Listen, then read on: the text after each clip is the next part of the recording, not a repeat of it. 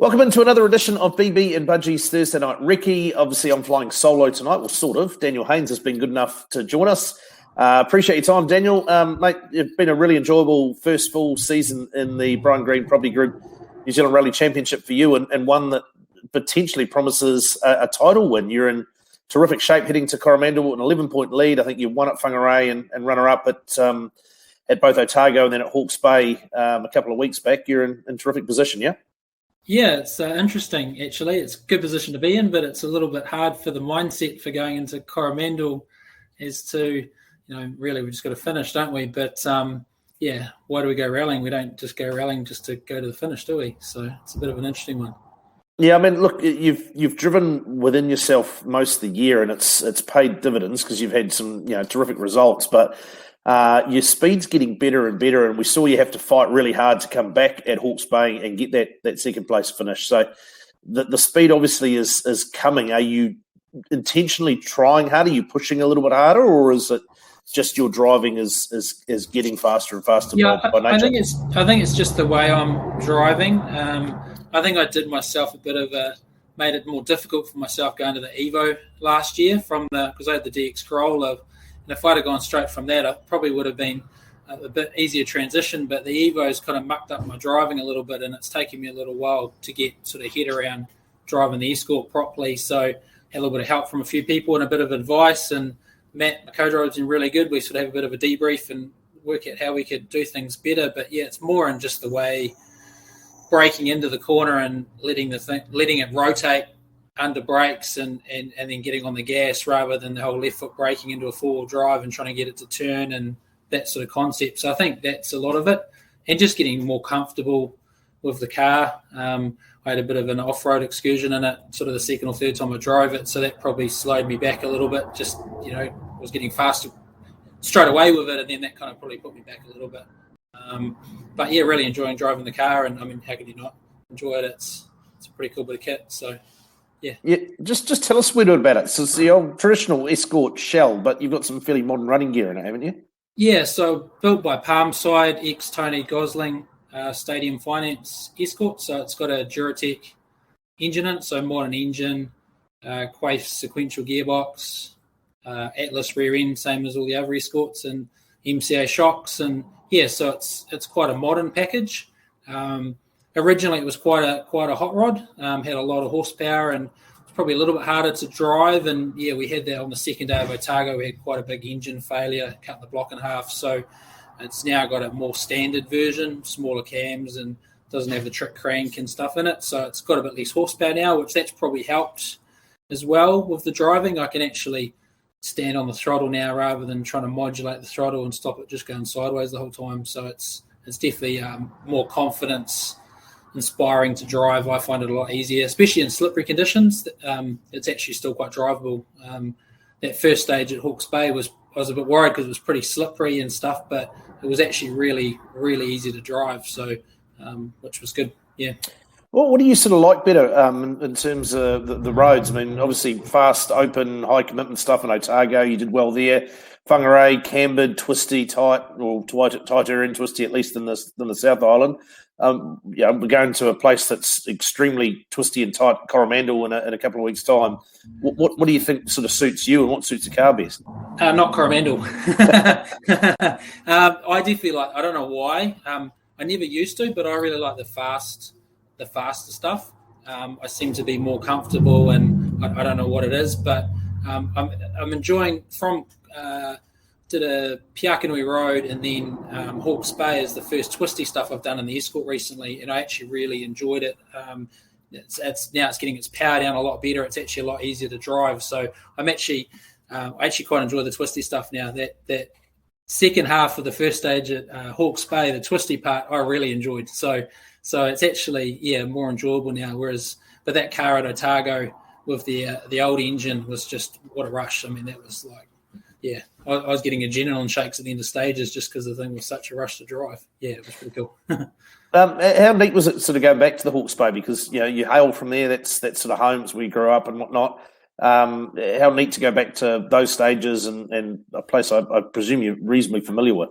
Yeah, it was so cool. I have actually had quite a bit of experience down there I started with a car club and helped organise. I was on the rally committees and did taping and arrows, and I've done zero car co-driving. So quite a bit of that sort of stuff. Co-driven in it a couple of times, but actually only driven the rally competitively once, and that was probably 15 years ago or more in a Subaru Amiga coupe. So, but it was quite. They're definitely more technical than I remember. They were definitely challenging, but it was so good. See all the old friends and family, and felt a little bit full on at the start and stuff. There's so many people you want to try and talk to and stuff, but it was pretty cool to be back down there. That's for sure. Yeah, it was certainly an awesome event and great to be in that part of the country for the first time in a long, long time. Hopefully we can stay there. Yeah, absolutely. Yeah, just going to say, it looks like it's certainly a place that I'm sure that the championship want to go to regularly. So, fingers crossed they're on the championship again next year, mate. Coromandel, we was sort of with that 11-point lead, and you look at it's basically a 2-horse race with Tim not coming up. Sam has been very consistent as well. Yes. As you say, just get to the end is key. But there's other drivers that are going to be at Coromandel that aren't really in the championship running, but are going to be in the point scoring potentially. How do you factor that in? Do you have to push a little bit harder knowing that the likes of Justin Glavish and Dan Alexander and whatnot could be stealing some points as such? Well, with the 11-point lead, I'll probably bet Sam in every stage this year, but he's been super consistent, and I pretty much guarantee he will finish. And my consistency hasn't been quite so good. We've had a few issues, and I've had a couple of DNFs on the second day, so we've probably been lucky to be in the points where we are.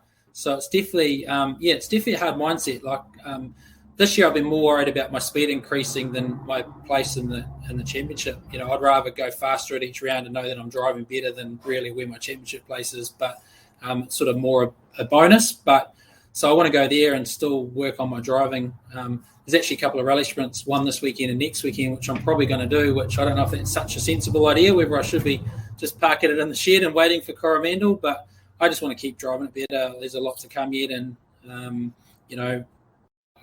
to me, that's more important. I enjoy it more when you've got to push on, and that feeling is hard to beat, isn't it, when you're in sync with your co-driver and you're back in an escort into corners. It's pretty fun. Well, what does the future sort of hold? I mean, where do you hope to go with this? I mean, ideally, you finish the year, you're crowned champion, and job well done for 2021. Where does sort of 22, 23 and beyond sort of look for you?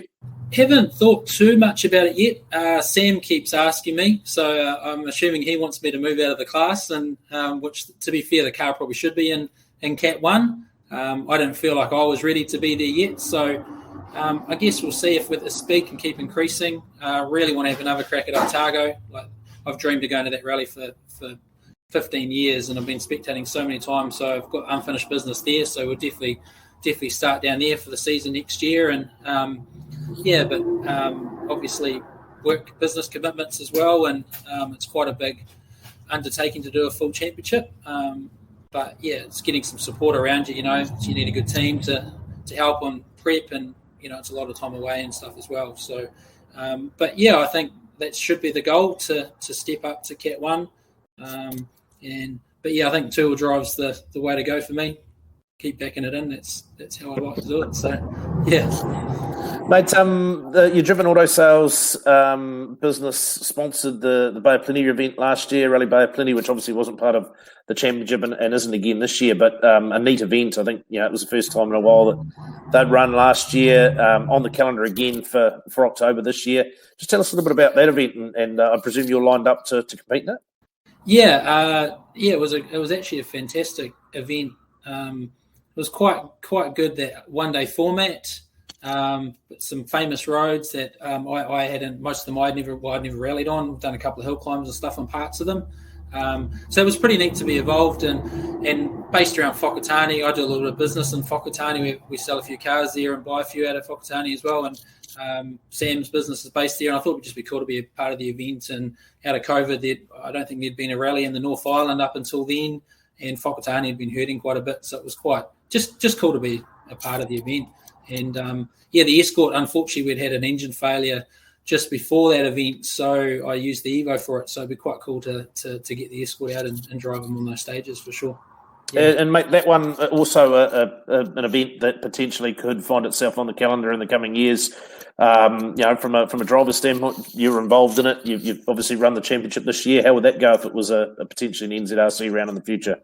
Most definitely. Motorsport Bay Planning, like Hawke's Bay Car Club, have got a huge amount of experience in running events and run a very professional event and very organised. And so both of them run very good rallies. And I guess it's just a lot of work for the clubs and Dave and Linda, and then Curly down in Hawke's Bay. You kind of get the sort of older generation of people that are organising these events, and there doesn't seem to be as many younger generations coming through as far as the organisation side of things go. So I know that's probably a big thing for a lot of these events. It's a lot more work to put a big round on.